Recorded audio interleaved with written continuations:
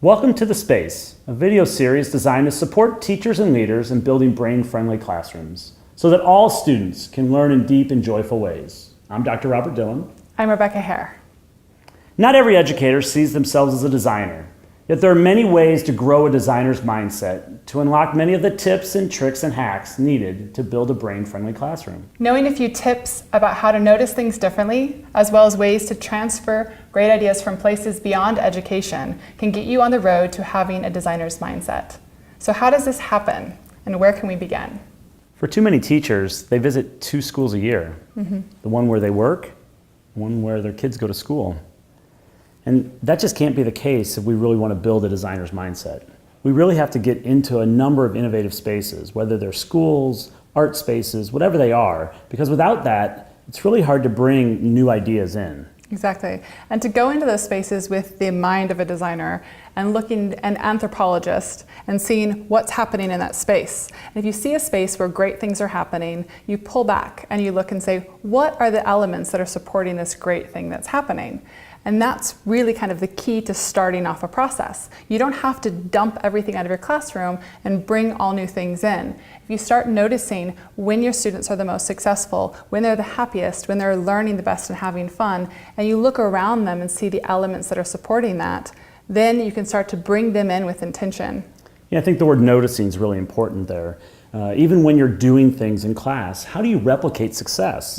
Are you taking time to notice that something successful happened? And if so, are you documenting that? Are you reflecting on that? Are you sharing that with the other teachers in the building? Because too often things happen and you think they're out of luck, but they really aren't. They're out of intention. But we have to remember to document those and repeat those to really make that success really get rolling. I started off as a designer, and I have my undergraduate degree in industrial design. I designed for a number of years working with clients and companies, and I found that the way in which we solved problems and thought about the world was really unique and very special. And as I had my own children, I wanted to impart that kind of thinking on them as well, and other kids around the world. So I went back and got my master's in education. And since then I've been working as a designer and as an educator, and I see the ways in which thinking like a designer can support teachers to design better spaces and better learning experiences. Yeah, and it's not natural, and it's nice that that's your designer's mindset. I think that every teacher and every leader has to build their own designer's mindset. And part of that can be noticing, like you said. Part of it can be observing, but part of it has to be doing as well. Yeah, once you do something and you take a step back and you look at it, then you can see how it affected the students. And again, bringing them in as co-designers, I think, is really one of the most important things, because then they can express to you what's working and what's not working for them in the space. And again, you're going to stop back, you're going to take 2 steps back and not think about the colors or just how you're going to decorate a space, but you're going to say, what I want to have happen. As a designer, what should be happening in the space most of the time? And then you're going to say, okay, I notice that this works well with this, and bringing those elements in even one at a time. And it's okay if it doesn't work. And designers are constantly not having things work, but you recognize that it's not working, and then you pull them back out again and you try again. But your students are totally a part of this process, and you're co-designing together. Yeah. And it's okay to fail. Yeah. And I think part of this process is that over time, you're going to tinker and tinker and tinker, and you're going to get it right.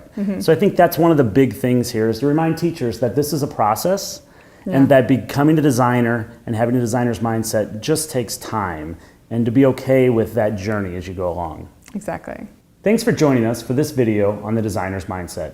We recognize the importance of supporting educators as they begin to think and observe the world as designers, including instructional designers, experience designers, and learning space designers. So our challenge to you is to make a list of what you want to have happen in your learning space, and then go visit 3 different places.